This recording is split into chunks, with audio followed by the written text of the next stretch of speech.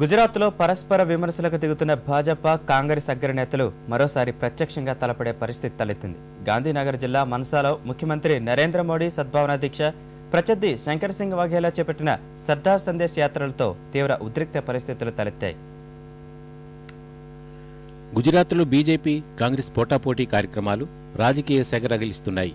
కొన్నిసార్లు ఇరు వర్గాలు పరస్పరం ఘర్షణ, ఉద్రిక్త పరిస్థితులకు కారణమవుతున్నాయి. ఈ సమయంలో భద్రత పోలీసులకు సవాల్గా మారింది.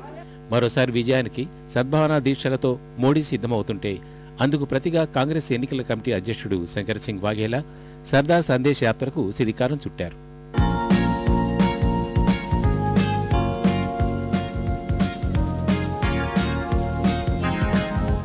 గాంధీనగర్ జిల్లా మన్సాలో ముఖ్యమంత్రి నరేంద్ర మోడీ సద్భావన దీక్ష చేస్తున్న సమయంలో అదే పట్టణంలోని సర్దార్ పటేల్ విగ్రహానికి పూలమాలలు వేసిన కాంగ్రెస్ నేతలు సర్దార్ సందేశ్ యాత్ర ప్రారంభించారు.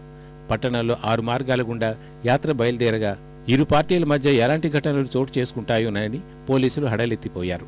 ఒకప్పుడు బీజేపీలోనే ఉండి ప్రస్తుతం కాంగ్రెస్లో కీలక నేతగా ఉన్న వాఘేలా ఇద్దరూ పరస్పరం తీవ్ర విమర్శలకు దిగుతున్నారు. రాష్ట్రంలో ఎన్నో సమస్యలున్నా మోడీ తప్పుడు ప్రచారంతో మోసగిస్తున్నారని వాఘేలా విమర్శించారు. बिजली का है, बेकारी का है, महिलाओं का है और दुनिया भर का इतने इश्यूज है गुजरात में. उस इश्यू को, जनता की वेदना को वाचा देने के लिए प्रोग्राम का उपयोग होगा और काफ़ी अच्छा रिस्पॉन्स मिल रहा है. मैं समझता हूँ कि गुजरात में 2012 में बीजेपी गांधीनगर के सचिवालय से बाहर जाएगी और कांग्रेस अंदर जाएगी, ऐसी पूरी संभावना है.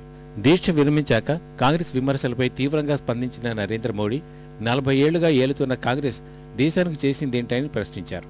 ఓబీసీ కోటాలో మైనారిటీ రిజర్వేషన్లు, లోక్పాల్ బిల్లుల విషయంలో పార్లమెంట్ ప్రతిష్టను ఆ పార్టీ దిగదార్చిందని విమర్శించారు.